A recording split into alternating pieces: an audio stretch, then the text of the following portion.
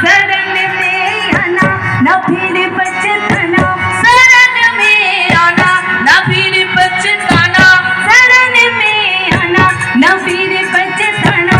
के अब ये सुभद्र बीत न जाए रे भैया,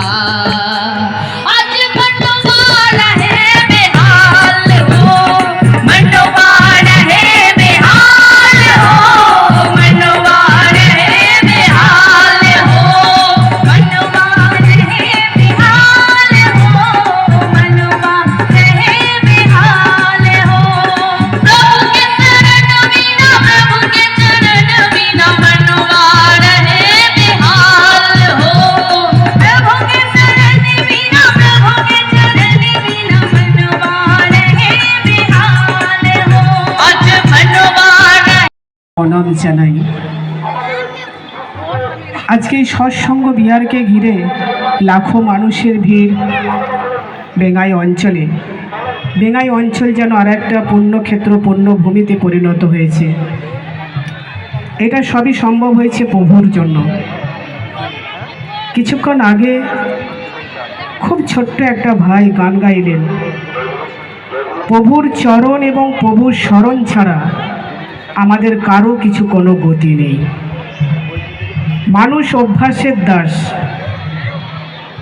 সারাটা দিন আমরা যতই কাজকর্ম করি না কেন, আমি অন্তত আমার ব্যক্তিগত জীবনে দেখেছি, যদি একবার শুরুতে একবার প্রভুর নাম, আবার শয়নের সময় যদি একবার প্রভুর নাম নিয়ে যাওয়া যায় শয়নে, সে কাজ অত্যন্ত সফল হয়। খুব ভালো লেগেছে আমার এখানে, এত ভালো লাগছে যে আমি কি বলবো। সারাটা দিন যদি আপনাদের সকলের মাঝে এবং প্রভুর নামগান করতে পারতাম তো খুব ভালো লাগতো।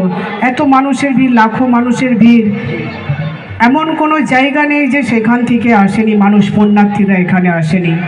প্রথমেই আমরা যে এই কথাটা বলছিলাম, সৎসঙ্গ স্বর্গবাস, আর একটা স্বর্গে রূপান্তরিত হলো এই বেঙ্গাই অঞ্চলে, বেঙ্গাই পণ্যভূমি। মঞ্চে উপবিষ্ট এবং মঞ্চের বাইরে যারা আছেন তাদেরকে প্রত্যেককে আমার আন্তরিক প্রীতি, শুভেচ্ছা, অভিনন্দন। চিন্ময়দা বলছিলেন যে আমাদের সহযোগিতা ছাড়া নাকি এই প্রোগ্রাম সম্ভব হতো না।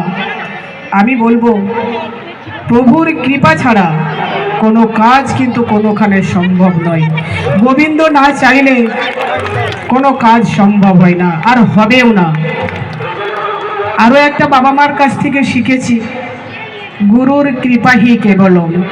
অতএব গুরুর কৃপা, সেই গুরুর কৃপাকে, গুরুর আশীর্বাদকে পাথেয়নি করে আমি যেমন মঞ্চে উপস্থিত হয়েছি, আপনারাও এসেছেন গুরুকে স্মরণ করতে। তাই বলি, জয় রাধে রাধে, কৃষ্ণ কৃষ্ণ গোবিন্দ গোবিন্দ বলো রে। জয় রাধে রাধে, কৃষ্ণ কৃষ্ণ গোবিন্দ গোবিন্দ বলো রে। গানটা অনেকটা সুন্দর, মানে বলতে অনেকটা ইচ্ছে করছে, সময়টা খুব